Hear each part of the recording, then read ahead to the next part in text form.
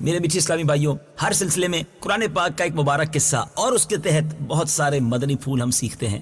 اے میرے میٹھے اسلامی بھائیوں، آپ نے دنیا میں بہت سارے سیلابوں، طوفانوں کے بارے میں سنا ہوگا، مگر آج ایک عجیب و غریب سیلاب، ایک ایسا سیلاب جو سزا بن کر، عذاب بن کر ایک قوم پر آیا۔ اس قوم کی شان و شوکت کی باتیں جب سنتے ہیں عقل حیران ہو جاتی ہے۔ جی ہاں، آج بات ہوگی قوم سبا کے سیلاب کی۔ آج ہمارے سلسلے کا موضوع ہے قوم سبا کا سیلاب۔ تمام مصروفیات سے فارغ ہو جائیں، چند منٹ ہمارے ساتھ شامل ہو جائیں، بہت کچھ نیا اور بہت کچھ پیارا سیکھیں گے۔ سبا عرب کا ایک قبیلہ ہے جو اپنے موری سے اعلیٰ سبا بن یشجب بن یعرب بن قحطان کے نام سے مشہور ہے۔ اس قوم کی بستی یمن میں شہر صنعاء سے 6 میل کی دوری پر واقع تھی۔ اس آبادی کی آب و ہوا اور زمین اتنی صاف تھی اور اس قدر لطیف و پاکیزہ تھی کہ اس میں نہ مچھر، نہ مکھی، نہ پسو، نہ کھٹمل، نہ سانپ، نہ بچھو، کوئی کیڑا اس طرح سمجھے کہ موذی امراض پھیلانے والے موذی کیڑے نہیں تھے۔ اتنی صاف ہوا، اتنی صاف زمین، موسم نہایت معتدل، نہ گرمی زیادہ نہ سردی زیادہ۔ یہاں کے باغات میں کثیر پھل آتے تھے۔ کتنے پھل ہوتے تھے؟ آپ نے بہت خوبصورت باغات سنے بھی ہوں گے، دیکھے بھی ہوں گے، مگر ذرا سنیے قوم سبا کا باغ کیسا تھا کہ جب کوئی شخص سر پر ٹوکرا لیے گزرتا تھا تو بغیر ہاتھ لگائے قسم قسم کے پھلوں سے ٹوکرا بھر جایا کرتا تھا۔ غرض یہ کہ یہ قوم بڑی فارغ البالی، بڑی خوشحالی کی زندگی، امن و سکون اور آرام و چین سے گزار رہی تھی، مگر نعمتوں کی کثرت اور خوشحالی نے اس قوم کو سرکش بنا دیا۔ اللہ تعالیٰ نے اس قوم کی ہدایت کے لیے یکے بعد دیگرے 13 نبیوں کو بھیجا جو اس قوم کو اللہ کی نعمتیں یاد دلا کر عذاب الہی سے ڈراتے رہے، اللہ کی طرف بلاتے رہے، مگر ان سرکشوں نے خدا کے مقدس نبیوں کو ٹھکرایا، ان کے پیغام کو ٹھکرایا۔ اور اس قوم کا سردار جس کا نام حماد تھا، وہ اتنا متکبر، اتنا پراؤڈی، اتنا سرکش آدمی تھا کہ جب اس کا لڑکا مر گیا تو اس نے آسمان کی طرف تھوک کر اپنے کفر کا اعلان کر دیا اور اعلانیہ لوگوں کو کفر کی دعوت دینے لگا، اور جو کفر کرنے سے انکار کرتا یہ اس کو قتل کر دیتا تھا۔ خدا عز و جل کے نبیوں سے نہایت بے ادبی اور گستاخی کے ساتھ کہتا تھا کہ آپ لوگ اپنے اللہ سے کہہ دیجئے کہ وہ اپنی نعمتوں کو ہم سے چھین لے۔ جب حماد اور اس کی قوم کا طغیان و عصیان بہت زیادہ بڑھ گیا، نافرمانی نہ رکنے کا نام لے رہی تھی، اللہ تعالیٰ نے اس قوم پر سیلاب کا عذاب بھیجا، جس سے ان لوگوں کے باغات اور اموال اور مکانات سب غرق ہو کر فنا ہو گئے اور پوری بستی ریت کے تودوں میں دفن ہو گئی۔ اور اس طرح یہ قوم تباہ و برباد ہو گئی کہ ان کی بربادی ملک عرب میں ضرب المثل بن گئی، مثال بن گئی۔ ملک سبا، قوم سبا کی جو تباہی تھی وہ پورے عرب میں گویا مثال بن گئی۔ عمدہ اور لذیذ پھلوں کے باغات کی جگہ جھاؤ اور جنگلی بیروں کے خاردار خوفناک جنگل نکل آئے، گویا خاردار جھاڑیاں نکل آئیں اس جگہ پر کہ جہاں بڑے بڑے باغات ہوا کرتے تھے۔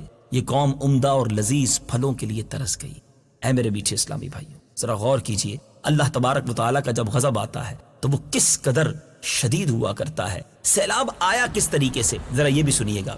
قوم سبا کی بستی کے کنارے پہاڑوں کے دامن میں بند باندھ کر انہوں نے ملکہ بلقیس کے 3 بڑے بڑے تالاب اوپر نیچے بنائے تھے۔ ایک چوہے نے، جی ہاں، ایک چوہے نے خدا عز و جل کے حکم سے بند کی اس ڈیم کی دیوار میں سوراخ کر دیا، اور وہ بڑھتے بڑھتے بہت بڑا شگاف بن گیا، یہاں تک کہ بند کی دیوار ٹوٹ گئی اور ناگہاں زوردار سیلاب آ گیا۔ بستی والے سوراخ اور شگاف سے غافل تھے اور اپنے گھروں میں چین کی بانسری بجا رہے تھے کہ اچانک سیلاب کے دھاروں نے ان کی بستی کو غارت کر ڈالا اور ہر طرف بربادی اور ویرانی کا دور دورہ ہو گیا۔ اللہ تعالیٰ نے قوم سبا کے اس ہلاکت آفری سیلاب کا تذکرہ فرماتے ہوئے قرآن مجید میں جو ارشاد فرمایا، آئیے تلاوت قرآن اور اس کا کچھ ترجمہ سنتے ہیں۔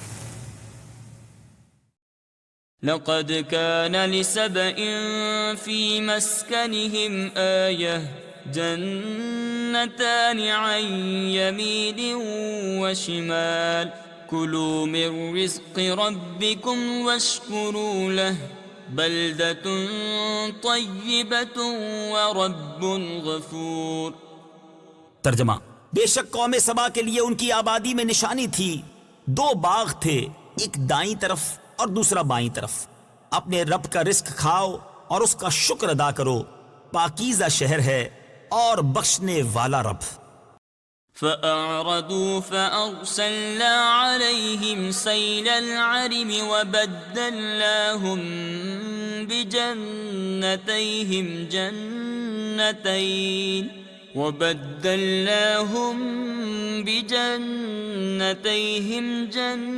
جنتين ذواتي أكل خمط وأثل وشيء من سدر قليل. ترجمہ: تو انہوں نے منہ پھیرا تو ہم نے ان پر زور کا سیلاب بھیجا اور ان کے باغوں کے عوض 2 باغ انہیں بدل دیے جو کڑوے پھل والے، جھاؤ والے اور کچھ تھوڑی سی بیریوں والے تھے. ذلك جزيناهم بما كفروا وهل نجازي إلا الكفور. ترجمہ: ہم نے انہیں ان کی ناشکری کی وجہ سے یہ بدلہ دیا اور ہم اسی کو سزا دیتے ہیں جو ناشکرا ہو. اے میرے میٹھے اسلامی بھائیوں، قوم سبا کی یہ ہلاکت اور بربادی ان کی سرکشی اور خدا عز و جل کی نعمتوں کی ناشکری کے سبب سے ہوئی.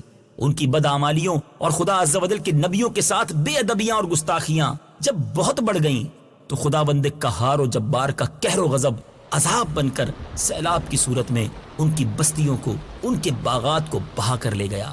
سچ ہے، نیکی کا اثر آبادی اور بدی کا اثر بربادی ہے. لہٰذا ہر نعمت پانے والی قوم کو لازم ہے کہ خدا کی نعمتوں کا شکر ادا کرے اور سرکشی و گناہ سے ہمیشہ کنارہ کشی اختیار کرے، ورنہ خطرہ ہے کہ عذاب الہی نہ اتر پڑے. کیونکہ جو قوم سرکشی اور بدعمالی کو اپنا طریقہ کار بنا لیتی ہے اس کا لازمی اثر یہی ہوتا ہے کہ وہ قوم عذاب الہی کی مار سے برباد اور اس کی آبادیاں تہس نہس ہو کر ویران ہو جاتی ہیں.